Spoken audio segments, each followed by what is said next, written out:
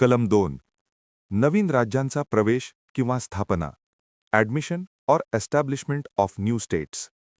कलम 1 मध्ये आपण पाहिले की भारत म्हणजे काय आहे. आता कलम 2 आपल्याला हे सांगते की जर भारताला आपला विस्तार करायचा असेल तर तो कसा केला जातो. मुख्य व्याख्या. The core concept.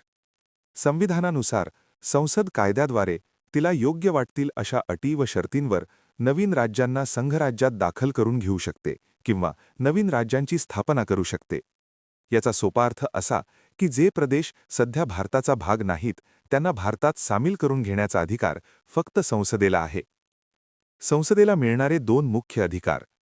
कलम 2 संसदेला 2 प्रकारच्या शक्ती देते. 1. नवीन राज्यांना दाखल करून घेणे. Power to admit. जे राज्य किंवा प्रदेश आधीपासूनच अस्तित्वात आहे, उदाहरणार्थ एखादा स्वतंत्र देश किंवा परकीय वसाहत, त्याला भारतीय संघराज्यात प्रवेश देणे. बी. नवीन राज्यांची स्थापना करणे.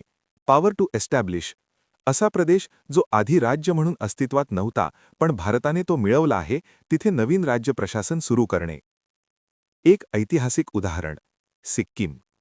कलम 2चा सर्वात मोठा आणि महत्त्वाचा वापर सिक्कीम बाबतीत झाला.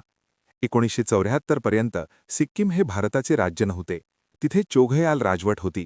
सिक्कीमला भारतात यायचे होते म्हणून संसदेने 35वी घटनादुरुस्ती 1974 करून सहयोगी राज्य म्हणून त्याला प्रवेश दिला. नंतर 36वी घटनादुरुस्ती 1975 करून सिक्कीमला भारताचे 22वे पूर्ण घटक राज्य बनवण्यात आले. काही लक्षात ठेवण्यासारखे महत्त्वाचे मुद्दे. फक्त परकीय प्रदेशांसाठी. कलम 2 हे फक्त अशा क्षेत्रांसाठी वापरले जाते जे भारताचे भाग नाहीत. भारतातील अंतर्गत बदलांसाठी कलम 3 वापरले जाते. संसदेचा अधिकार. हे ठरवण्याचा अधिकार राष्ट्रपतींना किंवा राज्यांना नसून फक्त संसदेला आहे. साधे बहुमत. यासाठी विशेष बहुमताची गरज नसते. संसद साध्या बहुमताने म्हणजे 50% जास्त मते असा कायदा करू शकते. तुम्हाला हा व्हिडिओ आवडला असेल तर लाईक करा, शेअर करा आणि चॅनेलला सबस्क्राईब करा.